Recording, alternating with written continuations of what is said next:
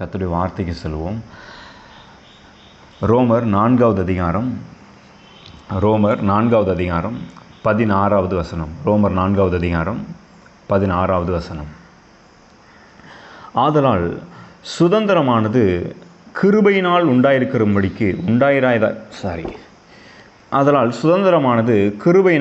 உண்டாகிறதா இருக்கும்படிக்கு அது விசுவாசத்தினாலே வருகிறது. நியாயப்பிரமாணத்தை சார்ந்தவர்களாகிய சந்ததியாருக்கு மாத்திரமல்ல, நம்ம எல்லாருக்கும் தகப்பனாகிய ஆபிரகாமுடைய விசுவாசத்தை சார்ந்தவர்களான எல்லா சந்ததியாருக்கும் அந்த வாக்குத்தத்தம் நிச்சயமாகும்படிக்கு அப்படி வருகிறது. ஆமென். பாருங்கள், இங்கே தேவனுடைய கிருபை, தேவனுடைய தயவை குறித்து அப்போஸ்தலனாகிய பவுல் அற்புதமான ஒரு காரியத்தை எழுதுகிறார். நம்முடைய ரட்சிப்பை குறித்து பேசிக்கிட்டே வர்றாரு. அப்போ தான் சொல்கிறாரு, ரட்சிப்பு ஏதோ நியாயப்பிரமாணத்தின் கிரியினால் ஏதோ நம்ம ஒன்று செய்கிறதுனால கிடைக்கிறது இல்லை. அதுக்கு முன்னாடியே ஆண்டவர் ஆபிரகாமுக்கு வாக்கு பண்ணிட்டார். ஆபிரகாம் விசுவாசத்தினால நீதிமானாக்கப்பட்டான் அப்படிலாம் சொல்லிகிட்டே வரும்போது தான் சொல்கிறாரு, சுதந்திரமானது தேவனிடத்திலிருந்து நமக்கு கிடைக்கிற சுதந்திரம், சொத்து, உரிமைகள், இதுவும் கூட கிருபையினால தான் நமக்கு உண்டாகிறது. அதனால் அது விசுவாசத்தினால என்ன செய்கிறதான் வருகிறதான். ஏதோ நியாயப்பிரமாணத்தை சார்ந்த சந்ததியாருக்கு மாத்திரமல்ல, அந்த நாட்களில் இருந்த பழைய ஏற்பாட்டு மக்களுக்கு மட்டுமல்ல, நம்ம எல்லாருக்கும் தகப்பனாகிய ஆபிரகாம், அந்த ஆபிரகாமுடைய விசுவாசம் பாருங்கள். அவன் விசுவாசத்தினால் எப்படி நீதிமானாக்கப்பட்டானோ, நாமும் இயேசுவின் மேல் வைக்கப்பட்ட விசுவாசத்தினாலே நீதிமானாகியிருக்கிறோம். ஆகவே நம்ம எல்லாருக்கும், நம்மளை தான் சொல்கிறாரு, ஆபிரகாமுடைய விசுவாசத்தை சார்ந்தவர்களான எல்லா சந்ததியாருக்கும் அந்த வாக்குத்தத்தம் நிச்சயமாக இருக்கும்படிக்கு அப்படி வருகிறது. தேவன் கொடுத்த எல்லா வாக்குத்தத்தங்களும், சொத்துக்களும், உரிமைகளும், இந்த உலகத்தில் நாம் வாழ்வதற்கு தேவையான எல்லா நன்மைகளும் எதனால் வருகிறதா? தேவனை நாம், இயேசுவை நாம் விசுவாசித்த அந்த விசுவாசத்தினாலே வருகிறது. அதுவும் நிச்சயமாக வரும் அப்படின்றாரு. இயேசுவை நாம் விசுவாசித்ததுனால தேவன் எப்படி பிளான் பண்ணியிருக்காரு பாருங்கள். எல்லா உலகத்தில் இருக்கிற எல்லா மனுஷங்களுக்கும் இந்த ரட்சிப்பு கிடைக்கணும், இதில் இருக்கிற ஆசீர்வாதங்கள் கிடைக்கணும். சரி, எப்படி கிடைக்கிறது? ஒரே மாதிரி சமமாக எல்லோரையும் ட்ரீட் பண்ணுறேன், எல்லோரும் விசுவாசிங்க, கிருபையினால் உங்களுக்கு எல்லாவற்றையும் நான் கொடுத்துட்றேன் அப்படின்னு என்ன செய்தார்? இலவசமாய் கொடுத்துருக்கிறார். அதுதான் பாடணும். அவர் பெயர் சொல்லி அழைத்து தான் அவருடைய கிருபை தான். இரத்தத்தினால் நம்மை மீட்டெடுத்து தான் அவருடைய கிருபை தான். நம்மை நீதிமானாக்கி மகிமைப்படுத்தி வைத்திருக்கிறதும் அவருடைய கிருபை தான். அதனால தான் அவருடைய கிருபையை ஒவ்வொரு நாளும் கொண்டாட வேண்டியது அவசியமாக இருக்குது பாருங்கள். ஏன் தேவனுடைய கிருபை அப்படின்னு சொல்லும்போது, ஒரு விதத்தில் நம்ம எல்லாரும் பாவம் செய்து தேவனுக்கு முன்பாக நிற்கக்கூடிய தகுதி இழந்து போய்விட்டோம். தேவனுக்கு முன்பாக எந்த தகுதி இல்லாத நிலையில் தேவனை விட்டு தூரமாய் கிடந்தோம். அப்படிப்பட்ட நமக்கு, நம்மை மீட்கும்படி நமக்கு கொடுக்கப்பட்டது தான் தேவனுடைய தயவு. இன்னொரு விதத்தில் நாம் கிறிஸ்துவுக்குள்ளே உலக தோற்றத்துக்கு முன்பாகவே தெரிந்து கொள்ளப்பட்டோம். அதனால் நமக்கு எப்போதுமே தகுதி இருக்கிறது. ஆனால் நாம் தான் தேவனை விட்டு தூரமாக என்ன செஞ்சிட்டோம்? ஆதாம் செய்த பாவத்தினால தேவனுக்கு தூரமாக கிடந்தோம். நாம் ஒரு நாளும் தேவனிடத்தில் நம்மளாக தைரியமாக வந்துட முடியாது. ஏன்னா அந்த தகுதியை நாம் சம்பாதிச்சிட முடியாது. நம்மளை நாமளே தகுதிப்படுத்தி நான் இதை பண்ணிட்டேன், அதை பண்ணிட்டேன், இதெல்லாம் டெய்லி ஒழுங்காக பண்ணிட்டேன், ஒழுக்கமாக வாழ்ந்துட்டேன், அதனால் தேவன்கிட்ட வந்துடுவேன் நான் அப்படின்ற நிலையில் நம்ம இல்லை பாருங்கள். எல்லாருமே தேவனுக்கு சத்துருக்களாக இருந்தோம், தேவனை அறியாதிருந்தோம், தேவனை விட்டு தூரமாக இருந்தோம். பவுல் எழுதுகிறார், தேவனை தேடுகிற உணர்வுள்ளவன் ஒருவனும் இல்லை, ஒருவனாகிலும் இல்லை அப்படின்ற அந்த நிலையில் தான் கடந்தோம் பாருங்கள். அந்த ஒரு உணர்வையே நமக்கு தேவன் தான் கொடுத்தார். ஒவ்வொருத்தருக்கும் ஒவ்வொரு விதமாக கொடுத்துருப்பார். சிலர் நம்ம ஸ்கூல் படிக்கும் போதே கொடுத்துருக்கலாம், சிலருக்கு காலேஜ் படிக்கும் போது கொடுத்துருக்கலாம், சிலர் வாழ்க்கையின் பிரச்சனையோட போயிட்டுருக்கும்போது நான் ஒன்று இருக்கிறேன், நான் அந்த இதிலேருந்து உன்னை காப்பாற்றுறேன்னு சொல்லி நம்ம இடத்துல தேவன் எப்படியோ யார் மூலமாவது என்ன செய்திருக்கலாம், பேசியிருக்கலாம். ஒவ்வொருத்தருக்கும் ஒவ்வொரு விதத்தில் என்ன செய்திருக்கிறார்? தேவனை தேடுகிற ஒரு உணர்வை தேவன் தான் கொடுத்துருக்கிறார். இல்லைன்னா கண்டிப்பாக நம்ம தேடி இருக்கிற மாட்டோம். அப்போ நாம் செய்கிற ஒரு நற்கிரியைகள்லாம் ஒன்றும் பெருசு கிடையாது பாருங்கள். அவருடைய கிருபை தான் நமக்காக எல்லாவற்றையும் செய்து தேவனுக்கு முன்பாக நாம் எல்லாவற்றையும் பெறுவதற்கு நம்மை தகுதிப்படுத்தி இருக்கிறார். அவர் தான் அப்படி பண்ணியிருக்கிறார். அதனால் இப்போ நாம் எப்படி வாழணும்? அந்த கிருபையில் தான் வாழணும். அந்த கிருபையை விசுவாசிச்சே தினமும் வாழணும். ஏன்னா அவர் தினமும் கிருபையை கொடுத்து கொண்டே இருக்கிறார். ஒரு நாள் கூட கிருபையை காண்பிக்காமல் இருக்கிறதே கிடையாது. எப்படி வந்து ஒரு லேப்டாப்பையோ ஒரு கம்ப்யூட்டரையோ இயக்கிறதுக்கு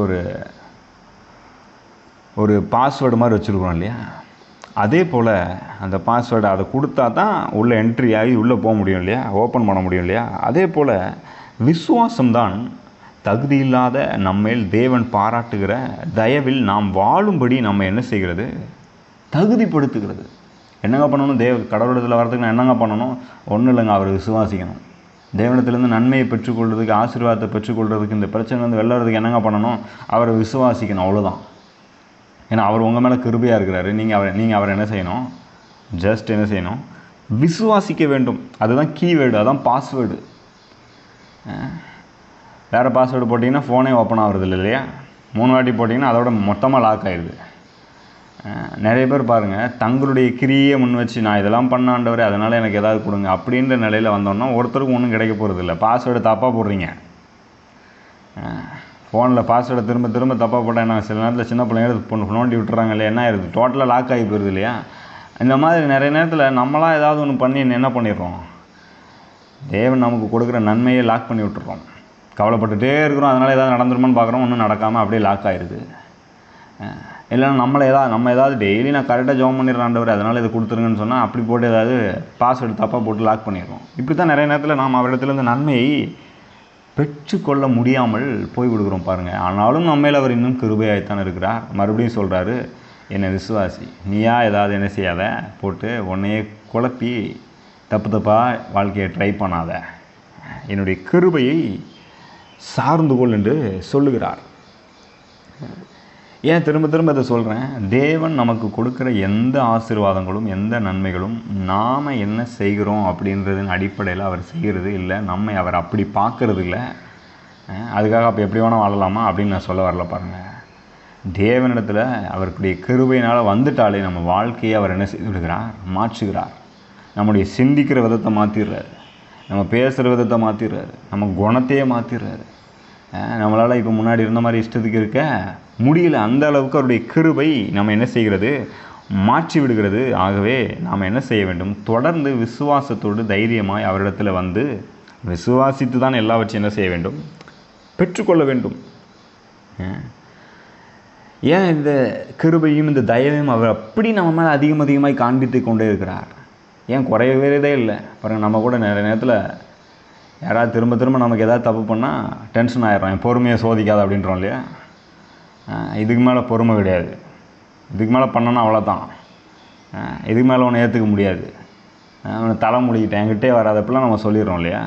ஆனால் பாருங்கள், தேவன் ஒருபோதும் நம்மை பார்த்து அப்படி சொல்கிறதே இல்லை. ஏனென்றால் அவர் நம்மளை வந்து நம்ம என்ன பண்ணுறோன்னு அடிப்படையில் நம்மளை கிட்ட கூப்பிடல, என்கிட்ட தைரியமாக வா உன்னை நான் சொந்த பிள்ளையை ஏற்றுக்கிட்டேன்னு சொல்லலை. சிலுவையில் கிறிஸ்து செய்து முடித்த அந்த அற்புதமான வேலை, அவர் நமக்காக பட்ட பாடுகள், அவர் செய்த கிரியைகள், அதன் நிமித்தம் தேவனுடைய தயவை நம் மீது அவர் பொழிந்தருளி இருக்கிறார்.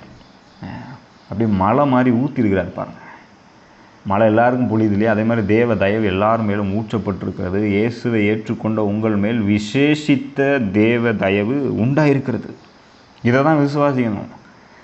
காலையில் எந்திக்கும் போதே யோசிக்கணும், என் மேலே நான் தேவனுடைய சொந்த பிள்ளையாக இருக்கிறேன், என் மேலே விசேஷித்த ஒரு தேவ தயவு இருக்குது.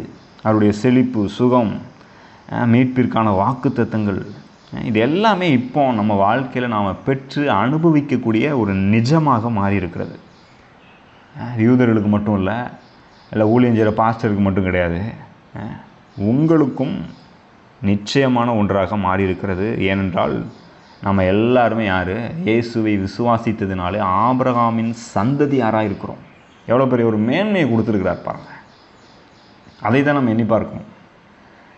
நான் அடிக்கடி நிறைய பேர்கிட்ட சொல்கிறது உண்டு, உங்கள் சந்ததியே பார்த்துட்டு இருக்காதீங்க, உங்கள் அப்பா அவங்க தாத்தா அவங்களே பார்த்துட்டு இருக்காதீங்க, அதுக்கு மேலே ஒருத்தர் இருக்கிறாரு, உங்களை மீட்ட இயேசு இருக்கிறார்.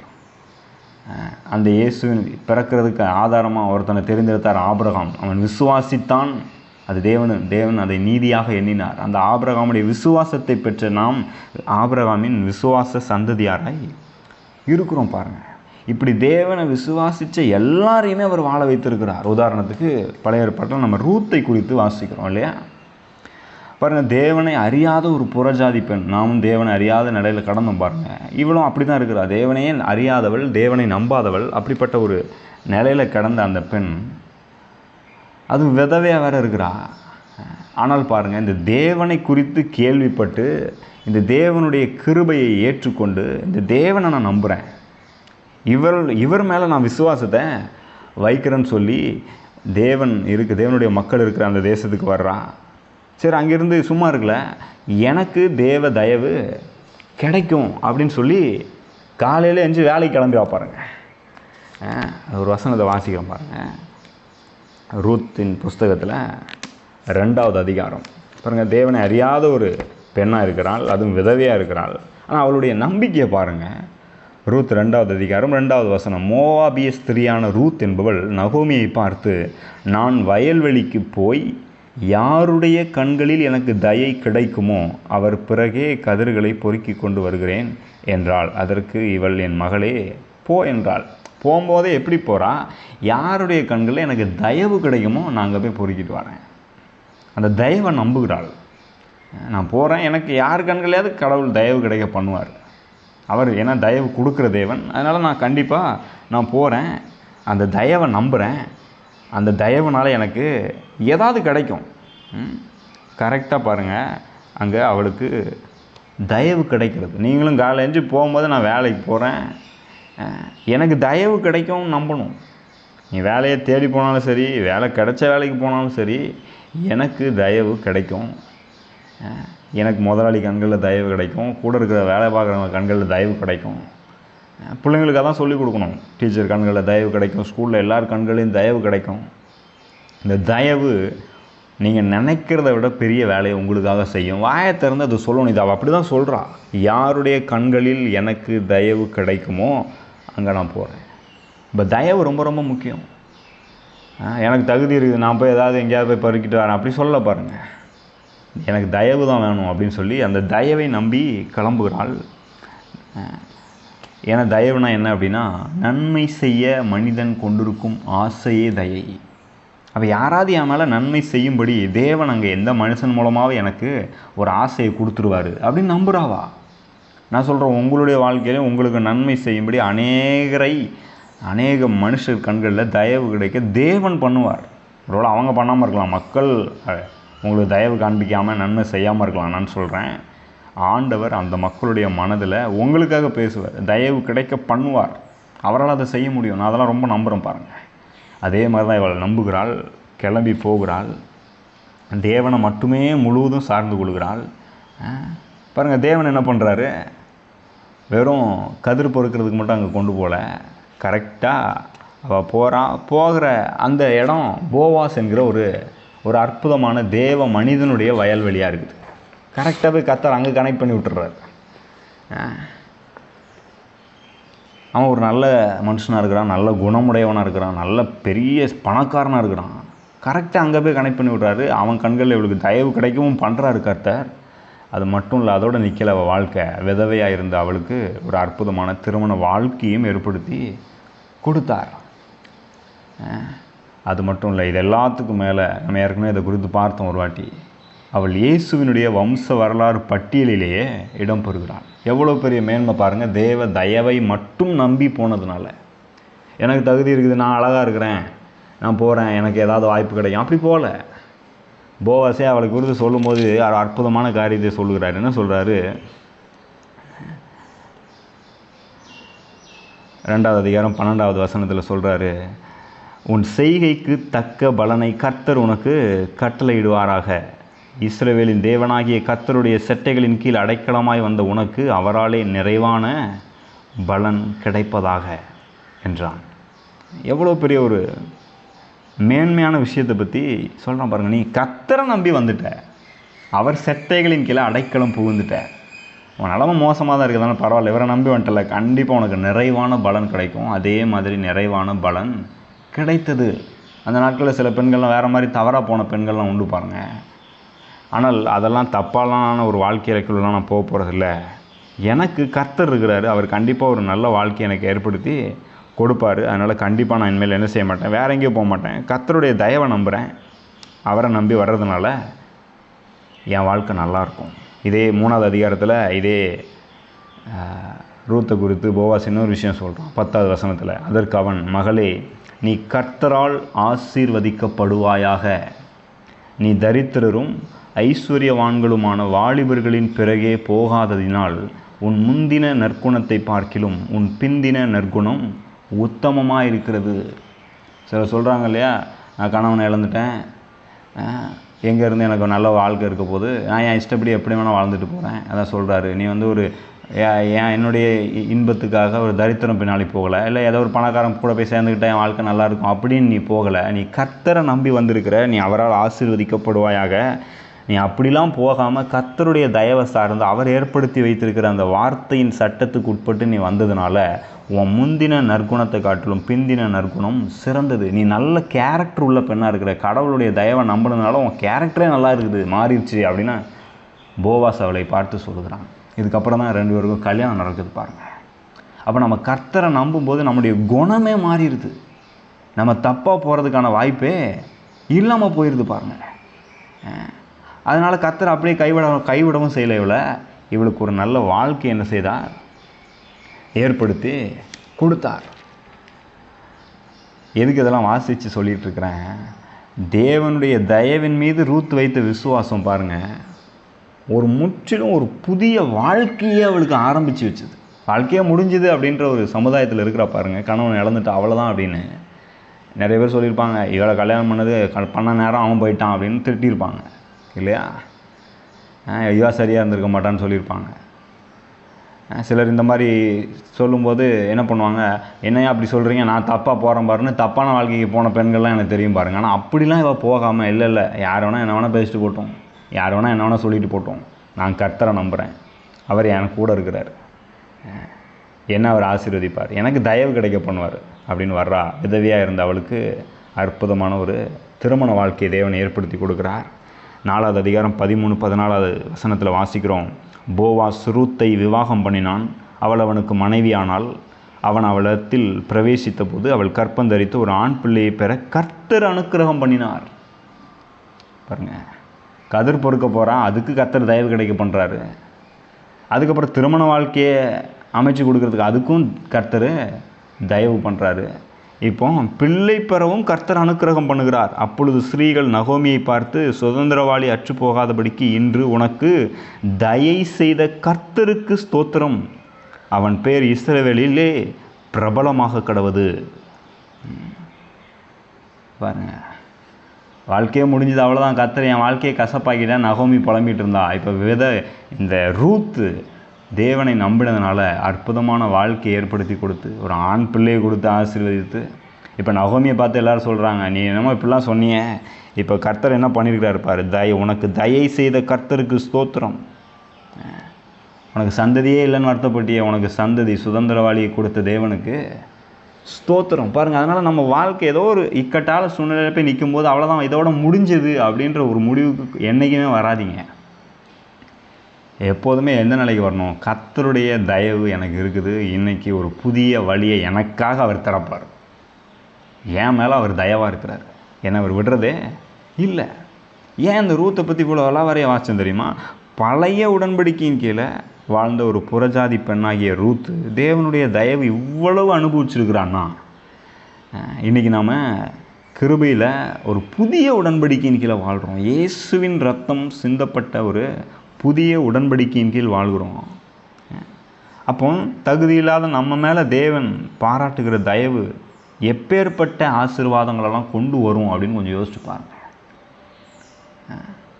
அவளுக்கு அப்பேற்பட்ட ஒரு அற்புதமான வாழ்க்கை அந்த நாட்களே ஏற்படுத்தி கொடுத்துருப்பார்னா, இன்றைக்கி நம்ம வாழ்க்கையில் எப்பேற்பட்ட எவ்வளோ பெரிதான ஆசீர்வாதங்களை எல்லாம் நம்முடைய வாழ்க்கையில் நாம் அனுபவிக்க முடியும். நம்ம தான் நம்மளுடைய நிலைமையை பார்த்துட்டு இப்படியே என்ன இது என்ன இப்படி போயிட்டுருக்குது, அவ்வளோதான் போல் இருக்குது, நம்ம எதுவும் செய்ய முடியாது போல் இருக்குது, முன்னேற முடியாது போல் இருக்குதுன்னு நம்ம இருக்கிற நிலையை பார்த்துட்டே தயங்கிக்கிட்டு இருக்கோம். அந்த நாட்கள்லேயே அப்படிப்பட்ட ஒரு மோசமான சமுதாயத்தில் சூழ்நிலையில் வாழும்போது அவள் கர்த்தருடைய தயவு இருக்குது, நான் நம்புகிறேன், நான் போகிறேன் அப்படின்னு சொல்லி அவளுடைய வாழ்க்கையே தலைகீழாக மாறுகிறது. ஆனால் இன்றைக்கி நாம் யாருக்குள்ளே இருக்கிறோம், எபேசியர் 1வது அதிகாரம் சொல்லுது பாருங்கள். எபேசியர் 1வது அதிகாரம் ஒரு சில வசனத்தை மட்டும் வாசித்து நான் முடிக்கிறேன். எபேசியர் 1வது அதிகாரம் 3வது வசனத்திலிருந்து வாசிக்கிறேன். நம்முடைய கர்த்தராகிய இயேசு கிறிஸ்துவின் பிதாவாகிய தேவனுக்கு ஸ்தோத்திரம். அவர் கிறிஸ்துவுக்குள் உன்னதங்களிலே ஆவிக்குரிய சகல ஆசீர்வாதத்தினாலும் நம்மை ஆசீர்வதித்திருக்கிறார். ஏற்கனவே ஆசீர்வதிச்சிருக்கிறார் பாருங்க. தமக்கு முன்பாக நாம் அன்பில் பரிசுத்தம் உள்ளவர்களும் குற்றமில்லாதவர்களுமாய் இருப்பதற்கு அவர் உலக தோற்றத்துக்கு முன்னே கிறிஸ்துவுக்குள் நம்மை தெரிந்து கொண்டபடியே பிரியமானவருக்குள் தாம் நமக்கு தந்தருளின தம்முடைய கிருபையின் மகிமைக்கு புகழ்ச்சியாக தம்முடைய தயவுள்ள சித்தத்தின்படியே நம்மை இயேசு கிறிஸ்து மூலமாய் தமக்கு சுவிகார புத்திரராகும்படி முன்குறித்திருக்கிறார். என்ன சொல்கிறாரு? இயேசு கிறிஸ்துவுக்குள்ளே நம்மளை தெரிந்தெடுத்து உலக தோற்றத்துக்கு முன்னாடியே தெரிந்தெடுத்ததுனால இப்போ நம்ம சுவிகார புத்திரராகும்படி அப்போவே முன்குறித்தார். அப்படின்னா என்ன அர்த்தம்? சொந்த பிள்ளைகளாகும்படி அப்போவே முன்குறிச்சிட்டாரு. இப்போ இயேசு மரித்து நாம் உயிரோடு எழுந்து சென்றிருக்கிறார். நாம் அவரை ஏற்றுக்கொண்டு விட்டோம். இப்பொழுது நாம் தேவனுக்கு சொந்த பிள்ளைகளாய், உரிமையுடைய சொந்த பிள்ளைகளாய் மாறி இருக்கிறோம். அப்படின்னா என்ன அர்த்தம்? இயேசுவுக்கு தேவன் எப்படிப்பட்ட தயவை காண்பிக்கிறாரோ அதே தயவு இன்று உங்களுக்கும் இருக்கிறது. எவ்வளோ பெரிய மேன்மையான விஷயம் பாருங்கள். இயேசுவை தேவன் எப்படி பார்க்குறாரோ, இயேசு கேட்டால் என்னெல்லாம் கொடுப்பாரோ அதெல்லாம் நமக்கும் உண்டு. அப்படிப்பட்ட ஒரு புதிய காரியத்தை, புதிய உடன்படிக்கையை நம்முடைய வாழ்க்கையில் அவர் செய்திருக்கிறார். நீங்கள் இதை விசுவாசிக்கும் போது நான் சொல்கிறேன், உங்களுக்காக ஒரு புதிய உலகமே திறக்கும், புதிய வாய்ப்புகள் திறக்கும், புது புது காரியத்தை நீங்கள் பெற்றுக்கொள்ள முடியும்.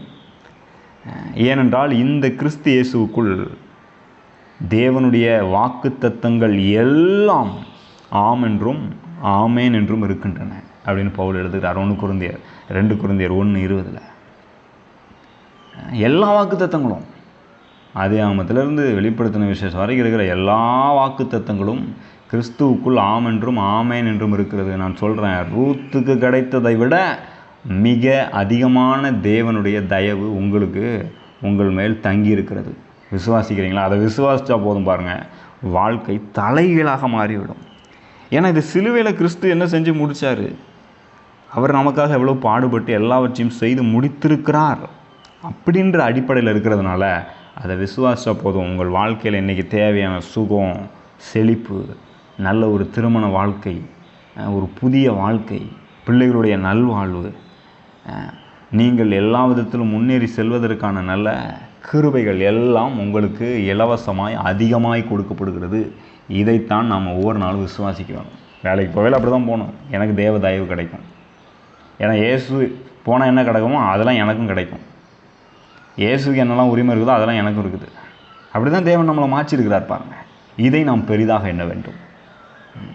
ஆகவே இந்த நாளில் நல்லா ஞாபகம் வச்சுக்கோங்க, இயேசுக்கு இருந்த அதே தயவு என்னுடைய வாழ்க்கையில் எனக்கும் தேவன் கொடுத்துருக்கிறார். ஏனென்றால் நான் இயேசுக்குள் இருக்கிறேன், இயேசு கிறிஸ்து எனக்குள் இருக்கிறார். மறந்துடாதீங்க, ஒருபோதும் மறந்துடாதீங்க. அந்த தயவு உங்கள் வாழ்க்கையை ஒரு புதிய மண்டலத்துக்குள்ளே, ஒரு புதிய உலகத்துக்குள்ளே, ஒரு புதிய அற்புதமான வாழ்க்கைக்குள்ளே உங்களை கொண்டு செல்லும். நீங்கள் நல்லா இருக்கிறத யாருமே தடுக்க முடியாது. யார் வேணால் பெரிய முயற்சியை பண்ணலாம் அப்படி இப்படின்னு. நான் சொல்கிறேன், யாருமே ஒன்றும் பண்ண முடியாது.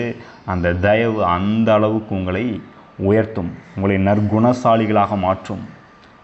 இவங்க இப்படி ஆனாங்கன்ற மற்றவங்க சொல்கிற அளவுக்கு வாழ்க்கையை தலைகீழாக மாற்றிவிடும். நாம் ஜெபிக்கலாம். ஸ்தோத்திரம் கர்த்தாவே, நன்றியோடு உம்மை துதிக்கிறோம். இந்த நல்ல காலை வேளைக்காய் நன்றி செலுத்துகிறோம். ஆண்டவரே, இயேசுவுக்கு இருந்த அதே தயவை எங்கள் மேல் நீர் தந்திருக்கிறபடியால், பொழிந்திருக்கிறபடியால் நன்றி செலுத்துகிறோம். இந்த நாளிலும் ஆண்டவரே இதை எண்ணி பார்க்கிறோம். இந்த வார்த்தையை கேட்கிற ஒவ்வொருடைய வாழ்க்கையிலும் தேவ தயவு இன்னும் அதிகமாய் பெருகட்டும். இதை விசுவாசித்து ஆண்டவரே செல்லுகிற இடமெல்லாம் தயவு உண்டாகட்டும் கர்த்தாவே. தயவை அவர்கள் பெற்றுக்கொள்ளட்டும். பரிசுத்த ஆவியானவர் உதவி செய்வீராக, வழி நடத்துவீராக, பலப்படுத்துவீராக. தங்களுக்கு உண்டாயிருக்கிற தேவ தயவு இன்னது என்பதை புரிந்து கொள்ள உதவி செய்வீராக. எதை செய்தாலும் அதில் தேவ தயவு இருக்கிறது, தேவனுடைய நன்மை, தேவனுடைய ஆசீர்வாதம் இருக்கிறது. செல்லுகிற இடத்திலெல்லாம் காரியங்களை வாய்க்க செய்கிற தயவு இது. வேலையை வாய்க்க செய்கிற தயவு, திருமண வாழ்க்கையை வாய்க்க செய்கிற தயவு, குடும்ப வாழ்க்கையை நன்றாக்குகிற தேவ தயவு. இந்த தேவ தயவு இவர்கள் வாழ்க்கையில் இன்னும் அதிகமாய் பெருகட்டும். இது விசுவாசிக்கட்டும் கர்த்தாவே. எல்லா நன்மைகளையும் பெற்று ஆசீர்வாதமாய் வாழட்டும். நீர் அப்படி செய்கிறதற்காய் நன்றி செலுத்துகிறோம். இயேசுவின் நாமத்தில் ஜெபிக்கிறோம் நல்ல பிதாவே, ஆமென். God bless you. நீங்கள் தேவ தயவை பெற்றவர்கள். இந்த செய்தி உங்களுக்கு மிகுந்த ஆசீர்வாதமாக இருந்திருக்கும் என்று நம்புகிறோம். இதை உங்கள் நண்பர்களோடும் பகிர்ந்து கொள்ளுங்கள். காலையில் கடவுளோடு என்கிற இந்த ஜெபம் திங்கள் முதல் சனிக்கிழமை வரை ஒவ்வொரு நாளும் காலை 5:30 மணி முதல் 6 மணி வரை கூகுள் மீட் இணையதளத்தில் நடைபெறுகிறது. இதில் நீங்களும் நேரடியாக கலந்து கொள்ள விரும்பினால் 9487660939 என்கிற எண்ணிற்கு நீங்கள் தொடர்பு கொள்ளலாம் அல்லது வாட்ஸ்அப் மூலமாக மெசேஜ் அனுப்பலாம். உங்களுக்கு அதற்கு தேவையான லிங்க் மற்றும் விவரங்கள் அனுப்பி வைக்கப்படும். நீங்கள் ஆசீர்வதிக்கப்பட்டவர்கள்.